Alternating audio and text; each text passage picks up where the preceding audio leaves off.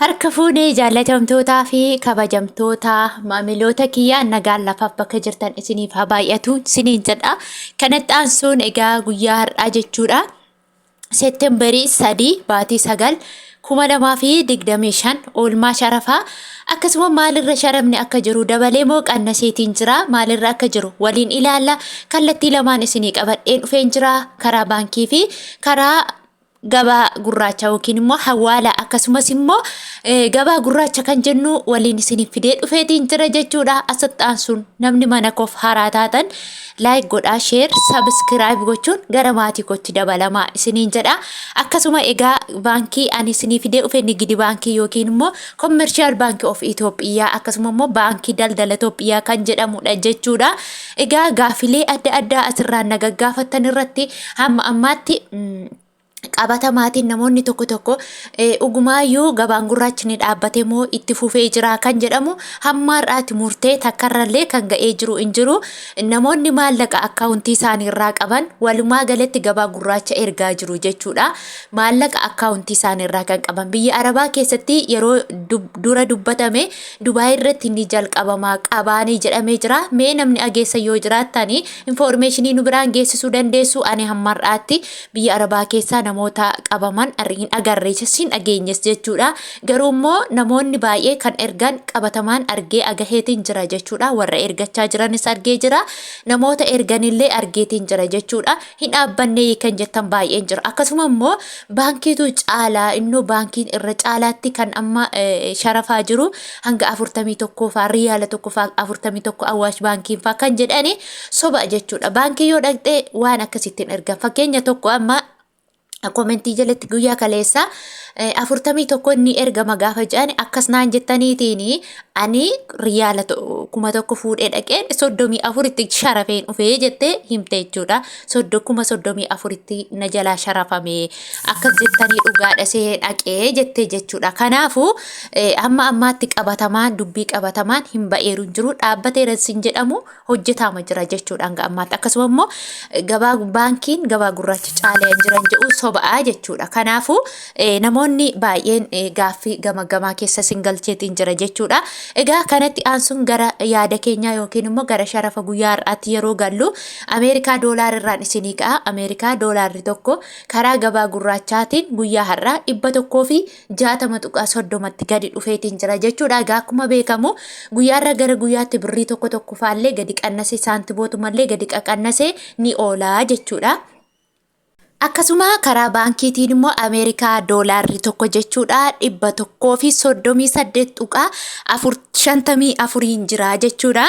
Inni itti aanummoo Awustiraaliyaa doolaaridha. Awustiraaliyaa doolaarri tokko karaa gabaa gurraachaatiin 104.45 oolee jira. Karaa gabaa gurraachaatiin immoo Awustiraaliyaa doolaarri tokko 88.48 oolee jira. Akkasuma Kanaadaa doolaaridha.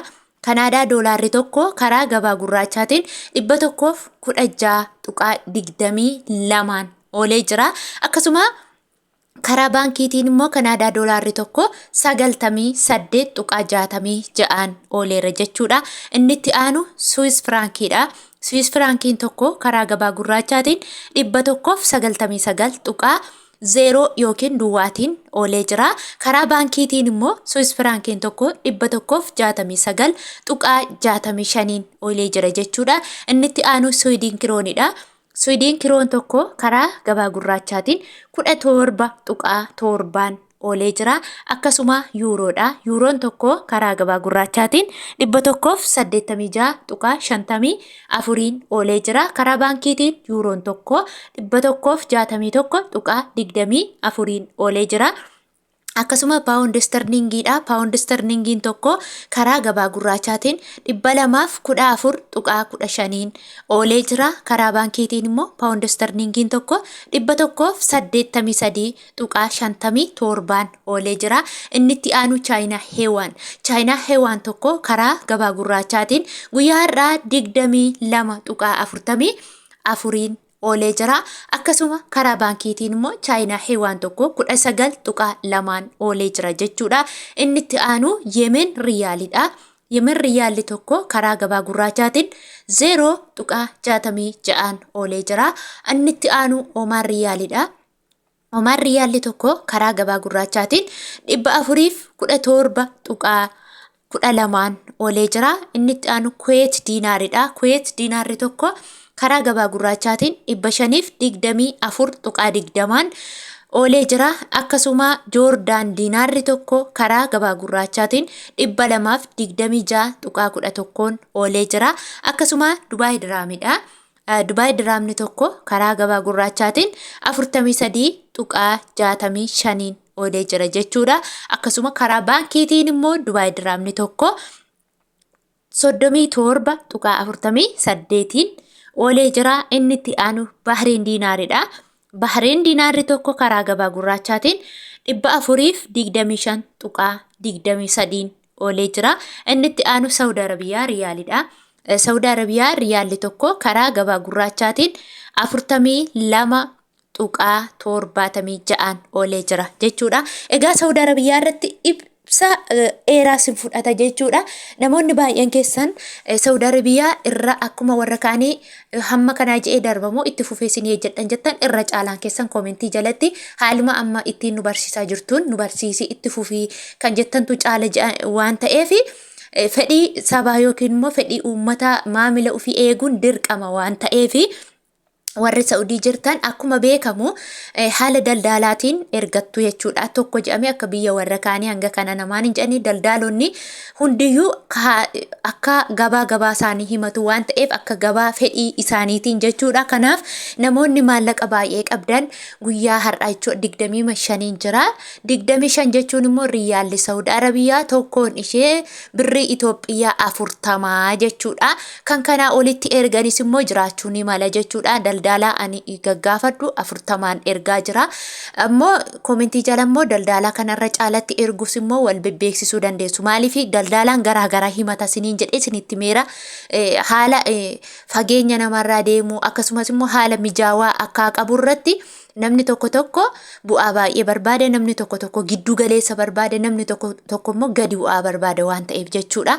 Kanaaf namoonni maallaqni keessan immoo xiqqishuu taate immoo hanga 26 yookiin immoo 25 adiitti ergama. Kana jechuun 25 adii jechuun riyaalli Saudi Arabiyaa tokkoon ishee 39 adii jechuudha. 26 jechuun immoo riyaalli Saudi Arabiyaa tokkoon ishee 38 jechuudha. Kanaafuu hubannaa yookiin immoo ifooma isinii ta'a jedheetiin abdiin qaba jechuudha.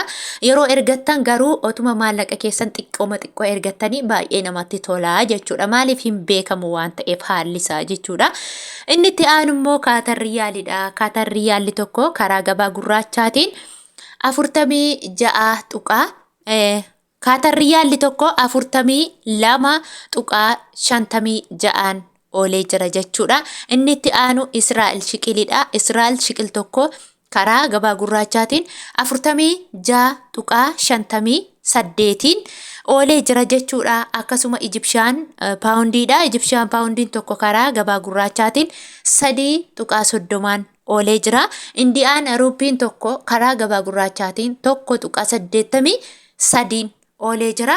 Akkasuma Turkii riileedha. Turkii riileen tokko karaa gabaa gurraachaatiin 3.89 oolee jira jechuudha. Hordoftootaaf jaallatamtoota kabajamtoota maamiloota kiyyaa namoonni viidiyoon koo isinitti tole laayik gochuun na jajjabeessaa isiniin jedha. Fedhaa fi jaalala keessaniin koomentii yoo barreessitan laayikii yoo gootanii wanta tokkollee waan isinitti hir'atu hin jiru turtii biraa yookiin immoo viidiyoo biraan hanga walitti deebinutti nagaan naa tura.